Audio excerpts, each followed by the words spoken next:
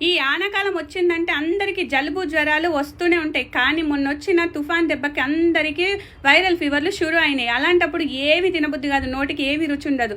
అప్పుడు మనం ఇలా శనగకాకుతో కారప్పొడి కానీ చట్నీ కానీ చేసుకుని తింటే నోటికి చాలా రుచిగా ఉంటుంది.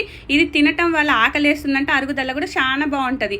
ముందుగా శనగకాకు తీసుకొచ్చుకొని కడిగి ఒక బట్టలో ఆరబెట్టేసుకోవాలి. ఆ తర్వాత ఒక కడాయి పెట్టేసుకొని జరంత నూనె వేసి జీలకర్ర, ధనియాలు, మినపప్పు, శనగపప్పు, పెసరపప్పు, కందిపప్పు ఇవన్నీ వేసుకొని మంచిగా ఏగిన తర్వాత మిక్సీ జార్లో తీసేసుకోవాలి. ఆ తర్వాత అదే కడాయిలో మనకు కారంకి సరిపడే ఎండుమిర్చి, చిన్నులపాయలు, చింతపండు వేసుకొని మంచిగా ఏగిన తర్వాత వాటిని కూడా మిక్సీ జార్లోకి తీసేసుకొని జరంత ఉప్పు, పసుపు వేసుకొని పౌడర్ చేసి పక్కన పెట్టేసుకోండి. ఇప్పుడు అదే కడాయిలో జరంత నూనె వేసి మనం ముందుగా కడిగి ఆరబెట్టుకున్న శనగకాకు ఉంది కదా, ఆ శనగకాకును కూడా వేసి వేయించేసుకోవాలి. ఇప్పుడు అది కూడా ఏగిన తర్వాత మిక్సీ జార్లోకి తీసేసుకొని పౌడర్ చేసేసుకోండి. ఆ తర్వాత ఒక జాడీలోకి తీసి పెట్టుకుంటే ఈ వారం 10 రోజులు నిలువ ఉంటుంది. ఇది వేడివేడి అన్నంలోకి కానీ ఇడ్లీలోకి కానీ తింటే చాలా బాగుంటుంది, చాలా రుచిగా కూడా ఉంటుంది.